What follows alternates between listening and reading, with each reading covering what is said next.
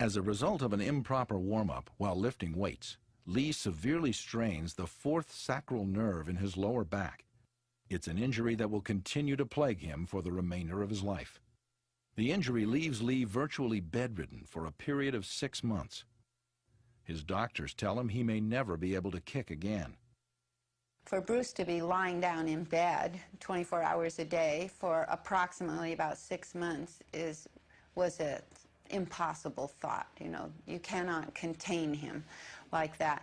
But he did, because he knew that if there were any future, even to walk normally, he would need to give this time to heal. So he spent a great deal of time resting flat on his back for quite a long time, and then also, you know, just sitting in a chair. But he was not one to just waste time.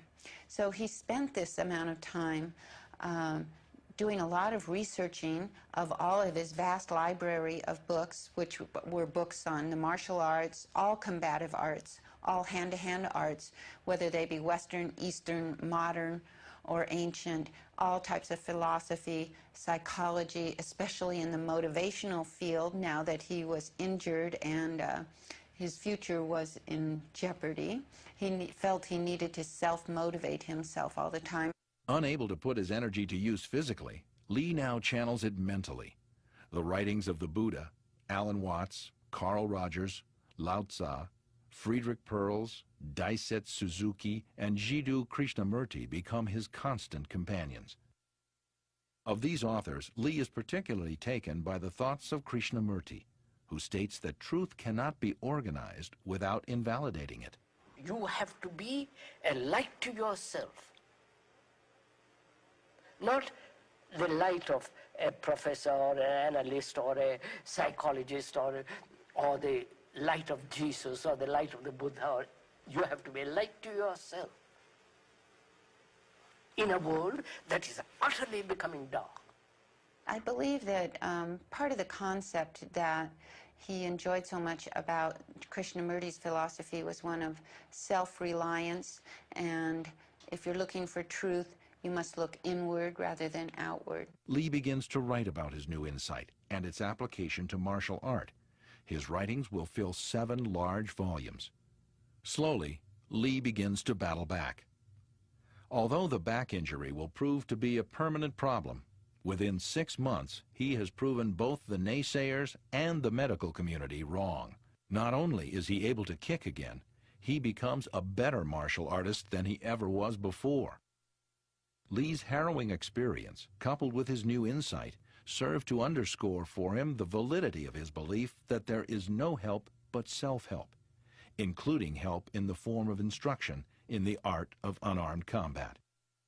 Even his own beloved creation, Jeet Kune Do, by far the most scientific of all martial arts, is not exempt from his solvent analysis. Lee sees his error in the fact that he had been striving to create the ultimate way or style of martial art to teach to his students. First, he thought he had it with the Chinese way of martial art. Then, more recently, in his newly created Way of the Intercepting Fist. But Lee has now come to see that the ultimate truth does not reside in ways or styles, but within the soul of each individual. I do not believe in styles anymore. I mean, I do not believe that there is such thing as like Chinese way of fighting or the Japanese way of fighting or whatever way of fighting, because unless human beings have 3 arms and 4 legs, we will have a different form of fighting. But basically, we have only 2 hands and 2 feet. So styles tends to not only separate man, you know, because they have their own doctrines, and then the doctrine became the gospel truth, you know, that you cannot change, you know. But if you do not have styles, if you just say, well, here I am, you know, as a human being, how can I express myself totally and completely? Then it's just 2 people who are being aware of their own movements, who are observing the other person's movements and being able to fit in with that person's movements, so that there's no set pattern of movements, no, well, when he does this, then I do this. It's just a total freedom to react to what the other person does. In fact, Bruce inscribes it perfectly on the back of this medallion, where he wrote the words that have become his motto. And it says, using no way as way, having no limitation as limitation. Over the years, this phrase has been somewhat misinterpreted, and people think of using no way as way to mean anything I do is okay, and anything I do is my way. I don't think Bruce really intended it to mean that way. He just meant not to be boxed in by a certain way, so that you never get into a situation where there's only one response. You adapt to what the situation calls for. I think Bruce had that down pretty well.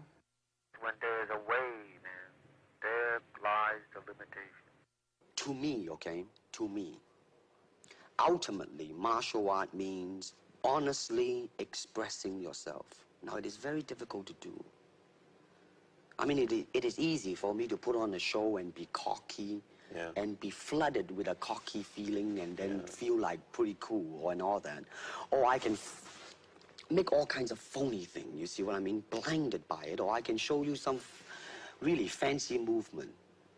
But to express oneself honestly, not lying to oneself, and to express myself honestly, that, my friend, is very hard to do. That's the whole key right there. You know, do you know yourself? Do you know your skills? Do you know your weaknesses? Are you able to adjust your life to compensate for whatever's happening and take advantage of whatever's happening in terms of pluses and minuses? That was his approach, and he was an incredible example of that. You know. A walking model of that. In his critically acclaimed performance on the television series Longstreet, Lee attempts to teach his student, played by James Franciscus, this higher purpose of his martial art. Lee, I want you to teach me what you did the other night.